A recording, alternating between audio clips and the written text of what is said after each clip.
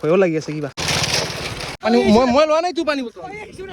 আৰু এনেকুৱা দৃশ্য প্ৰায় আজি পায়ে আছো আৰু আমি ৰৈ আছো আৰু ইফালে এই আহিছে তো নমস্কাৰ সুপ্ৰভাত আৰু ক'ত আছো জানানে তো এইটো এটা হাই ৰড ধুনীয়া ইফালে মানে যাই আছো আমি চাইকেল লৈ আজি ফুৰিবলৈ যাম আৰু এই ঠাণ্ডাৰ দিনকেইটা বহুত ভাল লাগে দিয়ক আৰু সেইকাৰণে যিহেতু আৰম্ভ হৈ গ'ল আৰু যেতিয়া আমি আহিছিলো এতিয়া একদম কুঁৱলী পৰি আছিল দেখাই নাপায় আৰু এইফালে আছে সুমন ভাইয়া কি খবৰ মজা আৰু এইফালে এখন ৱেলকাম টু বঙাইগাঁও জিলালৈ মানে বঙাইগাঁও আৰম্ভ হৈ গ'ল ইয়াৰ পৰা আৰু এতিয়া মানে ঠাণ্ডা আহিল আৰু এই ঠাণ্ডাত মানে চাইকেল চলাই খুব ভাল লাগে মানে ফুৰি বহুত ভাল পাওঁ আৰু সেইকাৰণে আৰম্ভ কৰিলো আজিৰ পৰা আৰু আহি পালো পাতিলা দহা আৰু সৌফালে একদম ফাৰ্নিচাৰৰ কাৰণে বিখ্যাত যদি আপোনালোকক লাগে আহিব আৰু আপুনি যদি নামনি অসমৰ ফালে আহে তেনেহ'লে এই তামাম ব্ৰিজ দেখিব এনেকুৱা অভাৰব্ৰিজ তামাম দেখিব আৰু ইমান দীঘল ইমান ডাঙৰ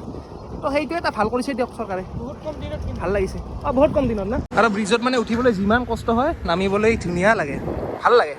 এনেকৈ আহি আছো আৰু কি ধুনীয়া লাগিছে ঐ এই পৰিৱেশ ষ্টেণ্ডত উঠাই ল আৰু ৰাস্তাই ঘাটে এনেকৈ ধান মেলি দিছে কাৰণ ধান কটাৰ সময় আৰু পিছফালে আমি যে যাই আছো দেখিছা না বাপৰে বাপ ইমান ধুলাই গাড়ী খাও কি গাড়ী নাই মই নুমিয়ে যাম বাৰু আৰু এইটো চক নাজানো সেইফালে মন্দিৰ এটা আছে নমো প্ৰভু এতিয়া এনেকৈ যাব লাগিব কি গাঁও মই নাজানো দেই কেনিবা কি বুলি কয় নোৱাপাৰা বঙাইগাঁও অসম লিখা আছে এইটো এটা মন্দিৰ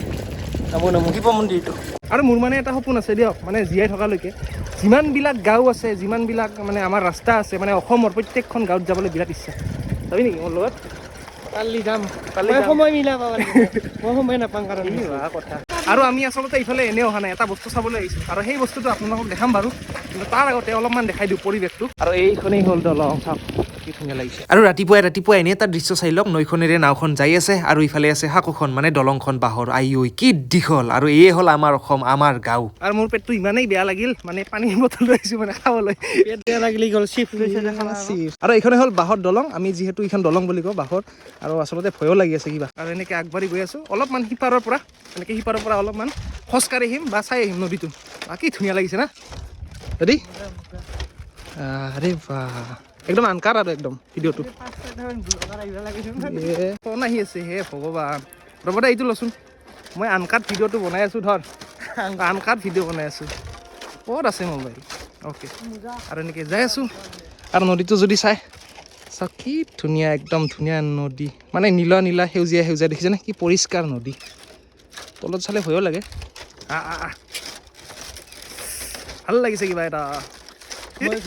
চব ব্লগাৰ আমি মানে এই ভিডিঅ' বনাই আছে মই এনেই বনাই আছোঁ এনে নহয় এই শ্বৰ্ট বনাই আছে মিনি আৰু মই এনেকৈ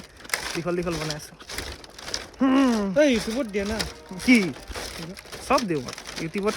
নাজানো আচলতে আপোনালোকে যদি ভিডিঅ'বোৰ চাই ফেচবুকতো যায় ইউটিউবতো যায় আপোনালোকে চাব পাৰিব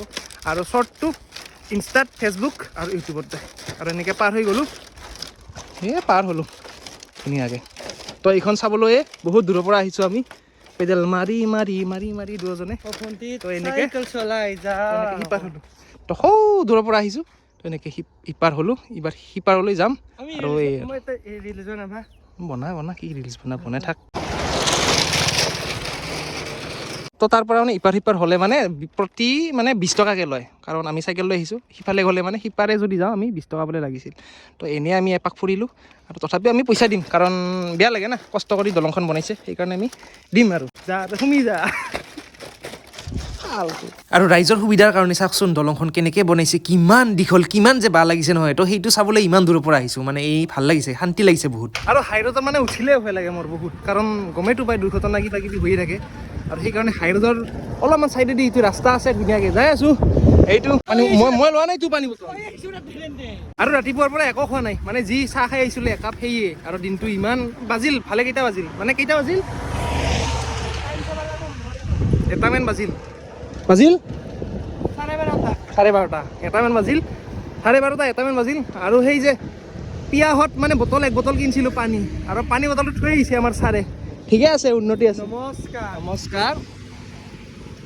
নাই একো নাখাওঁ আৰু ডাইৰেক্ট যাম ডাইৰেক্ট আৰু ৰেলগেটত ৰখা নিচিনা কষ্টই নাই জীৱনত আৰু যিহেতু ঠাণ্ডা বতৰ না সেইকাৰণেহে ৰৈ আছোঁ আৰু এনেকৈ যিহেতু যাই আছোঁ সেইটো ষ্টেচন ধুনীয়া লাগে আৰু এতিয়া প্ৰায় 3টা বাজে আৰু 2 মিনিট আছে আৰু এতিয়া আহিছোঁ মোৰ মানে বন্ধুৰ ঘৰলৈ ৰূপজ্যোতি যে তো এনেকৈ যাই আছোঁ আৰু ইফালে এখন দলং এইখিনি পকাৰ আধা আৰু ইফালে বাঁহৰ দলং এইখন সেইখিনি পাৰ হ'ব লাগিব আৰু এনেকুৱা দৃশ্য প্ৰায় আজি পায়ে আছোঁ আৰু ভয় লাগে দিয়ক যিমান যি হ'লেও ভয় লাগে আই ঐ চালো আৰু এইঘৰে হ'ল ৰূপজ্যোতিহঁতৰ ঘৰ যাৰ নাম ৰূপছ মই মাতো আৰু ৰূপছ বুলি বাপৰে বাপ